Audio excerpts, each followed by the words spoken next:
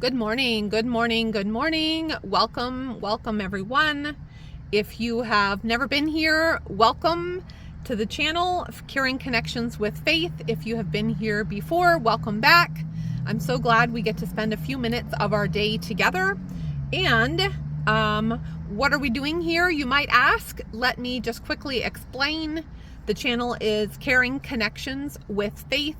So the whole point here is to have a space where people can come and show up regardless of what is going on in their life, whatever is happening in their day, and we can just be here to support each other, whether you're having a good day, a bad day, somewhere in between.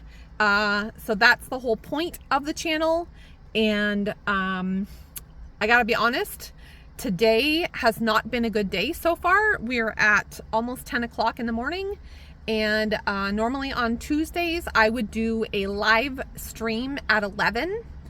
Unfortunately, life just keeps throwing massive curveballs. We didn't do one yesterday because I was busy purchasing the car that I am now sitting in, which I am grateful for. However, today something else has come up with my family that needs to be taken care of, and so I'm going to be busy possibly doing that at 11. So we're just going to pre-record what I was going to talk about today. We'll just pre-record it, and I will hit play at 11, and away we will go, regardless of what is going on in my life at the time. So it's going to be pre-recorded. I may or may not be available in the chat to watch it live for 30 minutes or whatever. So what's going to happen is I'm going to just post it, and then we'll just talk in the comments. If you want to leave a comment, that will be great. You can watch it at double or triple speed, whatever you want to do. So I think that'll work best for today. So what I want to talk about today is something that I have been wrestling with now for a couple of months, and it all started when a couple of years ago I met my last partner, and I have done a lot of personal growth and learning in the last, let's say, 10 years, okay? Because I had a massive heart attack in 2019 and open heart surgery, I've had to refigure out and redefine my entire life as I knew it. I lost my home. My daughter had to move in with her dad at the time. Like, every part of my life totally changed, and some would say, looking at it, that everything fell apart and I had to rebuild. So in that process, by the time I got to 2024, I really felt like I had made a lot of progress. And so when my friend Frank passed away and I met my ex-partner Kale, I thought that I was really in a pretty good space. I had made a lot of personal growth, and I felt like I wasn't as type A. I was much more easygoing than I ever had been. And I thought, I thought that I was a pretty okay person to be around. And so we started the relationship, and everything started out wonderful and fantastic, as relationships mostly do.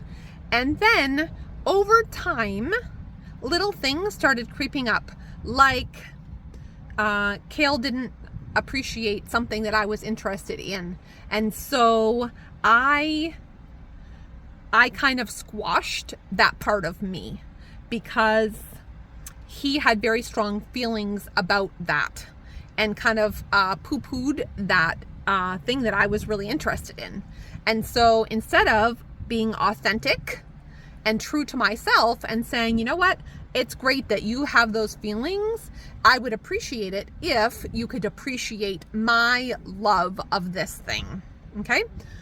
So I didn't say that. I just squashed that part of me, and I just didn't talk about that anymore. So that was a subject that was then off limits when we were having our relationship time. It's something I couldn't share with him. And over time, there got to be a bunch of those things about me that I was then squashing to be able to keep the peace in their relationship. So when I looked, like I found myself at this place where I'm like, I don't even know what to talk to you about right now, because you don't want to hear about this or this or this or this. And these are all big parts of my life. So I'm not really even sure, what to share with you anymore. And I turned around and I looked at myself in the mirror and I said, where did faith go? Right? Where is the faith that just loves freely and, feels okay to be herself? Where did she go? And I looked and I didn't know where she went. Was being loved so important to me that I was willing to sacrifice so many parts of myself? Because that really wasn't working for me. And I started to feel more and more disconnected from myself, more and more unhappy with the person that I saw in the mirror at the end of the day. And so it really got me thinking, where else do I do that in other relationships? And it was very telling that when Cale decided to end our relationship, he said, well, you've changed. So when I started saying, I'm really struggling right now, I don't know how to connect with you because you don't want to hear about all these important parts of my life, then all of a sudden I was being needy or demanding, or I had changed because I wasn't just being compliant and squashing those parts of me. And so I had changed, but in the grand scheme of things, I don't really think I had changed for the better. I had just squashed parts of me that make me happy and who I am. And so I want to talk today about the idea of being authentic, right? So this is something that's a little bit raw, but I think that we all have parts of ourselves that we struggle with being authentic. So I want to ask you, have you ever felt completely invisible?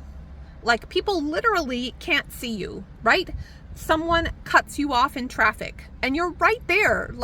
Or I've had people just cut in line in front of me. Today at Mass, I had a lady, and parts of Mass is everyone gets up and forms a line. And the lady who was behind me, so she should have waited her turn, just basically stepped right into my personal space like I wasn't even standing there. And I just felt like, what is going on here that you can't see me, right? So that's what I want to talk about, and how sometimes we overcompensate then by doing different things, like squashing or trying to be extra helpful, or lots of those things that we do to make ourselves feel less invisible, but at what cost to ourselves and at what cost to our authenticity. Okay? So let's start with a quote. It's going to be from a psychologist that normally he deals in primarily with men and masculinity. His name is Scott Austin Martin, and I will link the article in the comments below if you want to go read the article, but I'm basically going to read it to you, okay? So his project that he has, he has a website and all this stuff, whatever. It's the Authentic Masculinity Project, but he talks about humans in general. So I think this applies to both men and women. So I'm going to read the article really quick. It says, how do you live an authentic life? Most people think it means saying whatever you feel. It doesn't. Authenticity begins when you stop performing for acceptance, when you stop shaping yourself around other people's approval, when you stop saying yes because you're afraid they'll leave. Pleasing isn't love. Pleasing is often fear wearing a mask, fear of rejection, fear of conflict, fear of being misunderstood, fear of losing connection. That's why people pleasing often turns into resentment, because every time you betray yourself to keep someone close, a part of you knows that the connection isn't real. Serving is different. Serving doesn't require self-abandonment. Serving means showing up honestly, speaking the truth with kindness, creating healthy boundaries, keeping your word, and taking responsibility for your impact. Serving means loving someone enough to let them know the real you, and being willing to discover whether they can love the real you back. That's the risk. That's the courage, because authentic living requires sacrifice. You may have to give up approval to gain self-respect. You may have to give up comfort to gain freedom. You may have to give up a relationship built on performance to create one built on truth. The question isn't whether authenticity costs something. It does. The question is this: do you have the courage to give up what you have to get what you actually want? So that's the article, and that again is by Scott. Let me get you his whole name, Scott Austin Martin, and I will link it in the comments below. So let's talk about that, right? Because I also have had a situation come up this week where I really truly want to serve. And at what cost is that serving, right? So he talks about serving is showing up, right? It doesn't require self-abandonment, right? So you still take care of you too at the same time while you're serving others. You don't just forget about you and I tend to do that. And I tend to give. And then, like, if I need something, then I expect people to be willing to do the same for me and go out of their way for me. And that isn't always the case, right? All right. So I have that problem, sometimes with my daughter, because a lot of people right now are sacrificing a lot because she's going through something that needs a lot of us to change our lives around. And when you love someone, you're willing to do that. You're willing to be with them in hard times, even if it means sacrificing. But the hope is in a relationship that if you're sacrificing, the other person values your sacrifice and is also willing to do some sacrificing themselves, right? It shouldn't just be a one-way street where you do all the sacrificing and they do all the taking. So how do you be authentic and still, I have a servant's heart. I love to give. And burnout is real. Exhaustion is real. So where is that balance, right? All right, so let's talk about a few things. So the first thing is this invisibility and overcompensation loop that happens sometimes.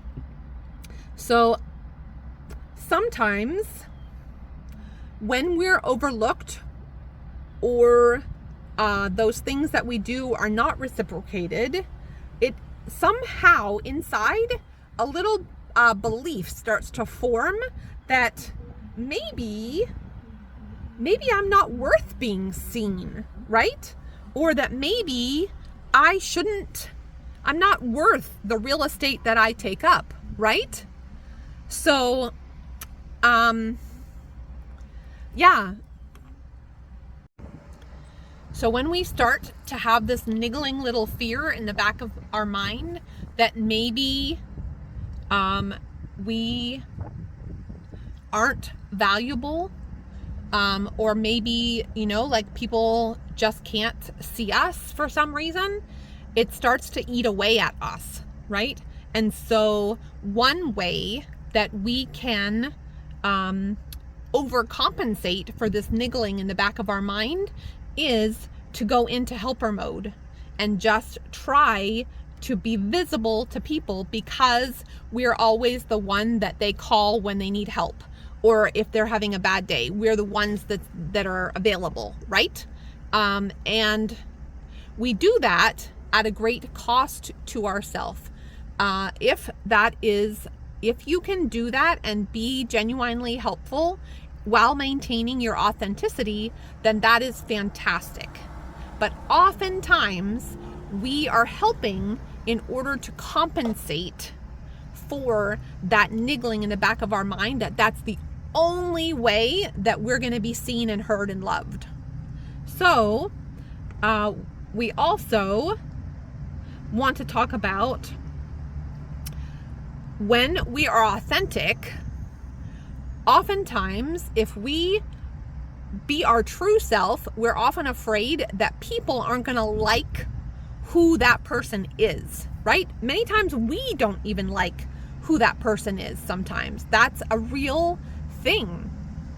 And so we bury that.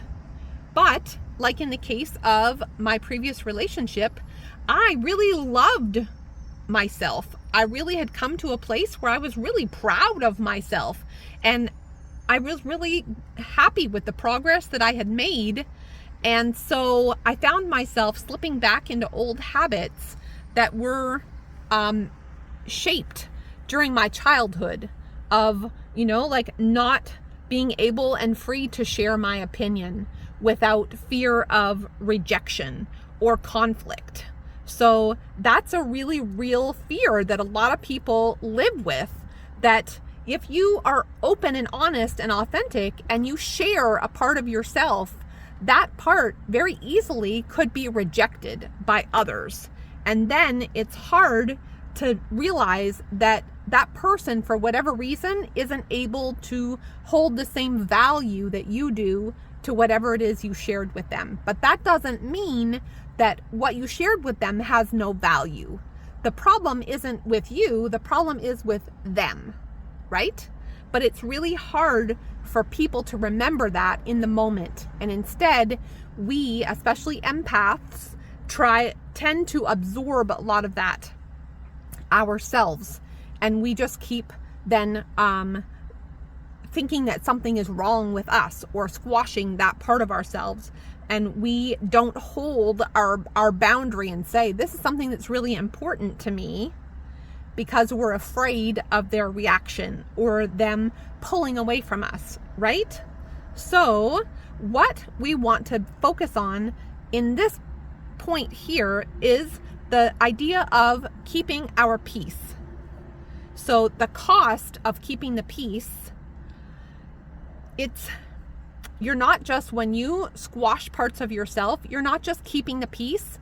Inevitably, what starts to happen is resentment starts to build up, and you start to not like the person that's showing up when you look in the mirror every day. And that's exactly what happened to me. I started looking in the mirror going, man, I don't even like this person. I don't even like you anymore, because you are not being true to yourself. And so that's when I did start to ask, please, will you see me? Please, will you hold space for me as I am authentically? And that's when I was told that I've changed and I no longer want to be in this relationship. So, I mean, there is a cost, but at the end of the day, I would rather be able to look myself in the mirror and go, at least you are true to yourself, rather than looking that girl in the mirror that was so desperate to be loved that she was willing to just be someone that she's not. That's not cool. And that's not okay with me. If I'm going to be loved, I'm going to be loved for exactly who I am, even when I feel that I need to set boundaries, or even when I love poorly, or even when I have a bad day. This morning, we had a really, really rough morning getting my daughter to school, and I acted frustrated. I acted poorly, and I had to apologize for my behavior to my daughter on the way to school this morning. And yes, it's easy to say, well, she did la la la la la la la la, and it's only natural, and I la la la la la. The point is that I want to be the person that looks in the mirror and says, you did and showed up as the best version of yourself, regardless of what happens around you. So this is something that I think most people learn in childhood, that for whatever reason, something happens and you start to get the message that your authentic self isn't good enough and isn't going to be safe. And so you start overcompensating, being helpful, however that looks for you. And maybe you can write in the comments what it looks like for you and share that with us so that we can all be in this thing together, right? So are there places in your life where if you really sat down and thought about it and looked hard, you would realize that you are not being authentic and you are holding back your true self because you're afraid of something? You're afraid of someone leaving, or you're afraid of someone not being able to value that thing, or rejection, or a conflict happening, whatever that looks like. So I would really love it if you would share that with us in the chat, in the comments below. That would be awesome. And so that's me being real today. It's been a rough morning. Life is difficult. There's not a whole ton of sleep happening, and I'm doing the very best I can to be as authentic while loving and kind as I possibly can be in these moments. And believe we're all just doing the best we can. So let me know what your day and your life looks like. I would love to know. I'd love to hear from you. I am going to wrap this up for now, and I will post this at 11 instead of the live stream. But I hope that you will take care of yourself today and take care of those around you, but not at the expense of yourself. Try your very best to be your authentic self so that you can look you in the mirror and you can like the person that you see there. Okay? That's it for today. Sending you lots and lots of love. Until Friday, I will talk to you again soon. Bye for now.